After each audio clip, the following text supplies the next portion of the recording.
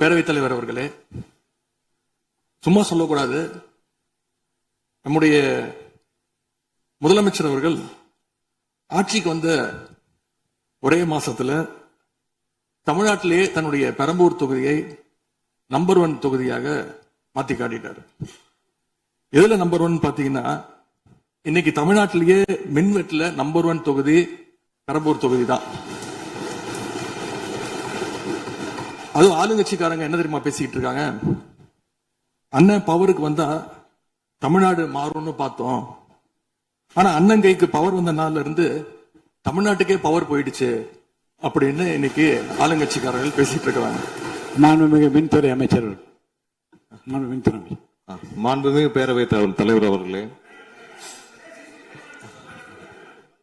மாண்புமிகு முதல்வர் அவர்களே, மாண்புமிகு எதிர்கட்சி தலைவர் சொல்றப்ப தமிழ்நாட்டுக்கு ஏதோ மின்வெட்டு இருக்குன்னு சொல்லியிருந்தாரு. நாங்கள் ஒவ்வொரு நாளும் தமிழ்நாட்டில் எங்கெங்க எதனால மின்வெட்டு விழுதுன்னு நம்ம பப்ளிஷ் பண்ணிட்டே வரோம், டேஷ்போர்ட் பப்ளிஷ் பண்ணிட்டே வரோம். அதுல எதனால என்ன காரணம்னு சொல்லிட்டே வரோம். இந்த துறை ஏன் இப்படி இருக்குன்னு நாங்க ஏற்கனவே தெளிவா சொல்லிடுறோம்.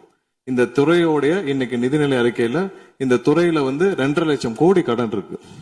அது இல்லாமல் இந்த துறையில எந்தவித இன்ஃப்ராஸ்ட்ரக்சர் டெவலப்மெண்ட்டும் இவங்க கடந்த 5 ஆண்டுகள் 15 ஆண்டுகள் செய்யப்படவில்லை. இது சம்பந்தமாக விரிவான வெள்ளை அறிக்கை விரைவில் வெளியிடப்படும் நம்ம ஏற்கனவே சொல்லிடுவோம்.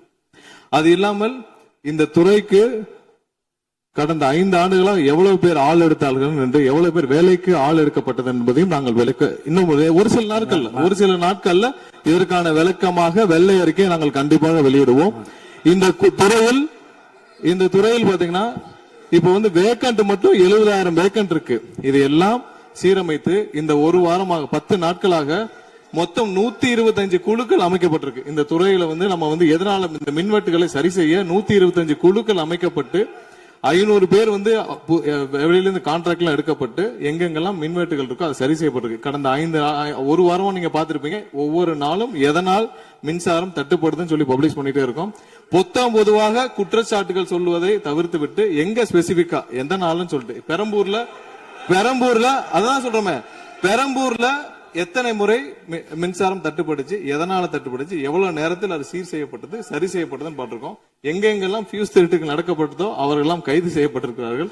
அதே மாதிரி வேற எங்கெல்லாம் சிசிடிவி இல்லாத இடத்தில் இருக்குதோ அங்கெல்லாம் ரோந்து பணிகள் அதிகரிக்கப்பட்டிருக்கு. கடந்த 10 நாட்களாக எங்கெங்கெல்லாம் தேவையில்லாமல் மின்வெட்டுகள் ஏற்படுத்தப்பட்டதோ, ஓவர்ஃப்ளோ லோடு அதிகமாக அனுப்பப்பட்டு அதெல்லாம் உடனடியாக சீரமைக்கப்பட்டிருக்கு. ஒவ்வொரு நாளும் குறைஞ்சது 50 to 55 இடத்துல மின்சாரம் தட்டுப்பாடு அங்கங்க மின்வெட்டு ஏற்படுது. அதுல 35 இடத்துக்கு கீழேயாவது 1 மணி நேரத்துக்குள்ள சரி செய்யப்பட்டு வருகிறது. அதுக்கான டேஷ்போர்டுக்கு தெளிவாக எதிர்கட்சி தலைவர் பார்த்து விட்டு பேசினால் நன்றாக இருக்கும். மாண்புமிகு முன்னாள் அமைச்சர் மாண்பு உறுப்பினர் செந்தில் பாலாஜி அவர்கள். மாண்புமிகு பேரவைத் தலைவர்களே, எங்களுடைய எதிர்கட்சி தலைவர்கள் சொன்னார்கள் மின்வெட்டு சம்பந்தமாக.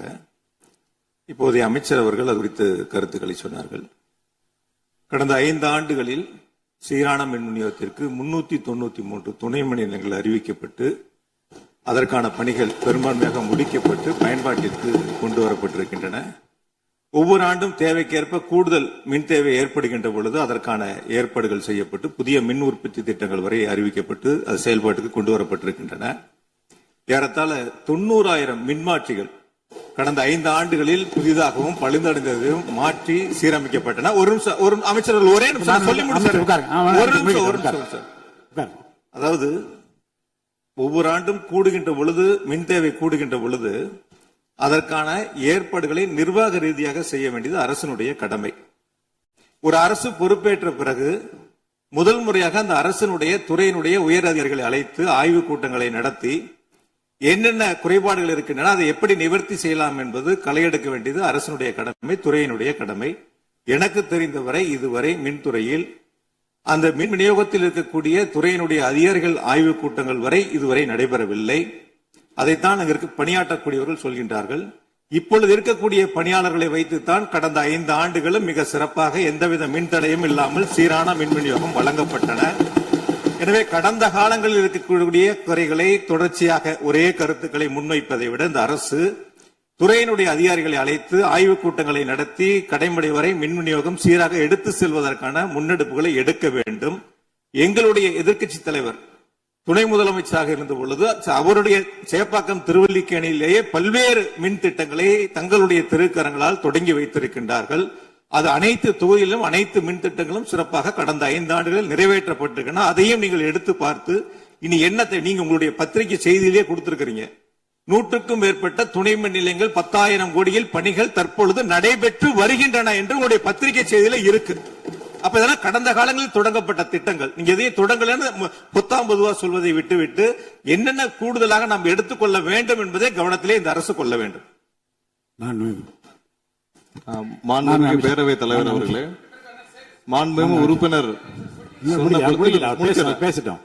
மாண்புமிகு உறுப்பினர் சொன்னப்ப சொன்னாரு அறிவிப்புகள் நிறைய செஞ்சிருக்கோம்னு. கடந்த ஆட்சியில் அறிவிப்புகள் மட்டும்தான் செஞ்சிருக்காங்க, எதையும் செயல்படுத்தவில்லை. அது இல்லாமல் அவர் சொல்லியிருக்கிறார், நாங்கள் அது சம்பந்தமாக வெள்ளை அறிக்கை 2 நாள்ல வெளியிடுவோம். நீங்க அமைதியா இருக்கலாம், 2 நாள்ல அது சம்பந்தம் வெளியிடுவோம். அது இல்லாமல் 90,000 டிரான்ஸ்பார்மர் வாங்கியதாக சொல்லியிருக்கிறார். அதில் 44,000 டிரான்ஸ்பார்மர் வாங்கியதற்கான சிபிஐ வழக்கு பதிவு செய்துள்ளது. அதுல அவங்க வாங்கின லட்சணம், எந்த லட்சணத்தில் அந்த டிரான்ஸ்பார்மர் வாங்கப்பட்டது அப்படின்னு தெரியும். அது இல்லாமல் அதற்கு முன்னால் இருந்த மின்சாரத்துறை அமைச்சர் அங்கே அமைதியா உட்கார்ந்து இருக்கிறார். முன்னாள் இருந்த மின்சாரத்துறை அமைச்சர் அமைதியா உட்கார்ந்து இருக்கிறார். இது தேவையற்ற விவாதத்தை எழுப்ப வேண்டாம். 2 நாட்கள்ல வெள்ளை அறிக்கை வெளியிடப்படும். அதற்கப்புறம் மின்சாரத்துறை மானிய கோரிக்கை சம்பந்தமாக அடுத்து மின்சாரத்துறை மானிய கோரிக்கை வரும்பொழுது தெளிவாக பேசிக் கொள்ளலாம். ஏற்கனவே நீங்கள் செஞ்ச எல்லாமே எவ்வளவு தூரம் டிரான்ஸ்பார்மர் வாங்குனீங்க எல்லாமே சிபிஐல 3 வருடம் கடுமையான போராட்டத்திற்கு அப்புறம் சிபிஐல வழக்கு இருக்கு. எல்லாம் விரிவாக மின்சாரத்துறை மானிய கோரிக்கை அப்ப பேசிக்கலாம். 2-3 நாட்களில் வெள்ளை அறிக்கை வெளியிடப்படும், அப்போ பேசிக் கொள்ளலாம். வழக்கு விசாரணை உள்ளதை பற்றி மாண்பு அமைச்சர் பேசியது நீக்கப்படுகிறது. லட்சணம் என்ற வார்த்தை நீக்கப்படுகிறது. மாண்பு எதிர்க்கட்சி தலைவர் அவர்கள் இனி குறுக்கீடுக்கு அனுமதி இல்லை. மாண்பு எதிர்க்கட்சி தலைவர் இன்னைக்கு அவங்க பேசி முடிக்கணும். மாண்பு எதிர்க்கட்சி தலைவர் சரி விடுங்க. என்ன சொல்லுங்க, சீர்கமா சொல்லுங்க. மாண்புமிகு பேரவைத் தலைவர் அவர்களே, மாண்புமிகு அமைச்சர் அவர்கள் கடந்த 15 ஆண்டுகளாக என்று ஒரு வார்த்தையை சொல்லியிருக்கிறார்.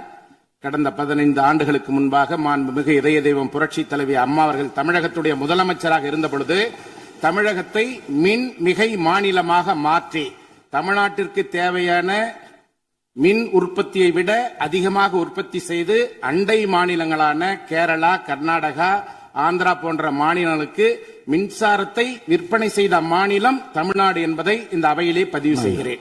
எல்லாம் வெள்ளை அறிக்கை வருகிற போது எல்லாம் வெட்ட வெளிச்சம் ஆகிவிடும். அதுக்கப்புறம் பேசுங்க, நீங்க பேசுங்க. எதிர்க்கட்சி தலைவர் அவர்கள்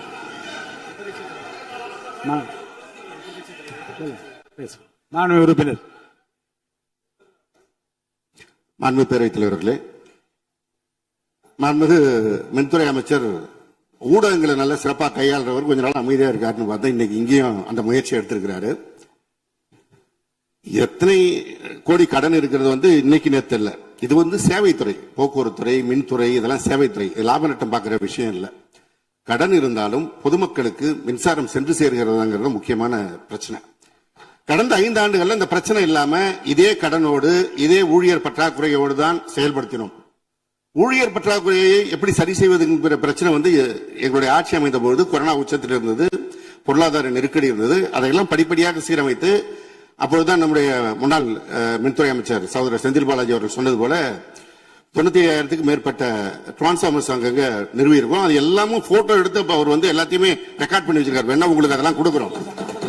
சட்டமன்றத்திலும் எல்லோருக்கும் வழங்கப்பட்டது.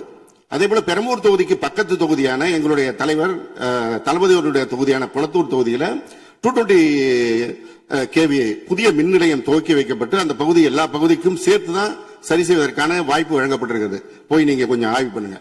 அடுத்தது ஃபியூஸ் கேரியர் திருடு போனதை சொன்னார். ஒரு சிறப்பான காட்சியை வெளியிட்டார். பகல் நேரத்தில் சிறப்பான வெயிலில் ஃபியூஸ் கேரியர் திருடப்படுகிறது. அப்ப திருடு போனது ராத்திரிக்கு தான் கரண்ட் ஆஃப் ஆகுது.